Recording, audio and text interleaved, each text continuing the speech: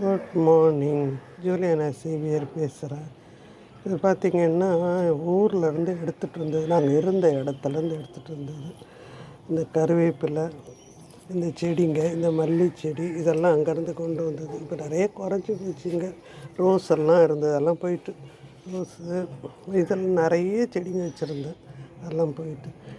இந்த பூங்கெல்லாம் பார்க்கும்போது பழைய ஞாபகம்லாம் வருது. அது இல்லாத ஒரு செடிங்களை வெளியே வந்து பார்க்கும்போது அது ஒரு சந்தோஷமாக இருக்கிற மாதிரி இருக்குது. அடுத்தது ஒரு விஷயம் சொல்லணும்னு நினச்சேன் உங்கள்கிட்ட. நாங்கள் 80s to 70s to 80s ஒரு ஜெயின் ஒரு ஸ்ட்ரீட்டில் இருந்தோம். அம்மா டீச்சராக இருந்தாங்க. அப்போ அந்த இடத்துல நாங்கள் இருந்தோம். அப்போ பார்த்திங்கன்னா அவங்கக்கிட்ட நிறைய நான் ஒழுக்கம் நல்ல பழக்க வழக்கத்தை கற்றுக்கிட்டோம் நாங்கள் எல்லாருமே. இன்னைய வரைக்கும் அந்த ஒரு அவங்களுடைய அந்த பழக்க வழக்கன்றது ஒரு அன்பு, பாசம், சுத்தம். அடுத்தது நான்வெஜ்ஜு சாப்பிடவே மாட்டாங்க, வெஜ்ஜு தான். ஆனால் நாங்கள் நான்வெஜ்ஜுன்னு எக்கு மட்டும் இது பண்ணாங்க, மீதி எதுவும் வேண்டாம் அப்படின்ட்டாங்க. அப்புறம் அந்த மாதிரிலாம் ஒரு பாசம். எது அவங்க வீட்டில் விளைஞ்சாலும் எல்லோரும் பெரிய பெரிய பணக்காரருங்க.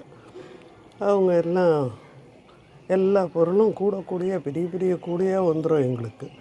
அந்த மாதிரிலாம் நாங்கள் அங்கே வளர்ந்தோம். அதே மாதிரி அவங்க பிள்ளைங்களோட எங்களை விளையாட விட்டாங்க. வேறு யாரையுமே விளையாட விட மாட்டாங்க. நாங்கள் 4 பேருமே அவங்க கோயிலுள்ளே போய் அவங்க பிள்ளைங்களோட எல்லாரோடையும் விளையாடி எல்லோரும் மத்தியானம் கை காலெல்லாம் கழுவிட்டு அவங்க கோயில் அங்கே மடம் ஒன்று இருக்கும், அந்த மடத்தில் போய் நாங்கள் சாப்பிட ஆரம்பிச்சிடுவோம். முதல்ல தெரியாது தான் சாப்பிட்டோம். அதுக்கப்புறம் பார்த்தா அவர் அலோவ் பண்ணிட்டார். அந்த தலைவர், அவங்களே ஒரு தலைவர் இருப்பார் அவர்.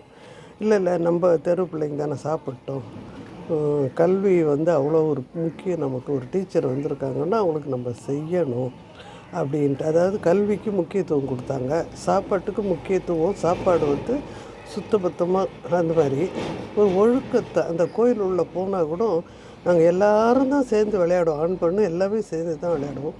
அந்த ஒரு ஒழுக்கன்றது அந்த பிள்ளைங்க நல்லாவே இருக்கும். அப்போல்லாம் நல்லா கொழுக்கு செக்கச்சிவேல் நல்லா இருக்கும், ஐயர் பிள்ளைங்க மாதிரி. அந்த மாதிரி எல்லாம் விளையாடிட்டு இருக்கும்போது அந்த பழக்க வழக்கமும் பார்த்திங்கன்னா அவ்வளோ ஒரு டீசெண்டாக மெயின்டைன் பண்ணுவானுங்க. ஆம்பளைங்களும் சரி, பொம்பளை பிள்ளைங்களும் சரி. இன்றைக்கும் அந்த ஊர் பக்கம் போனோம்னா எப்படிமா இருக்கீங்க, எப்படிக்கா இருக்கீங்க அப்படி தான் கேட்பாங்க. எப்படி இருக்கேன்ட்டு என் பேரை சொல்லி கூப்பிடுவாங்க.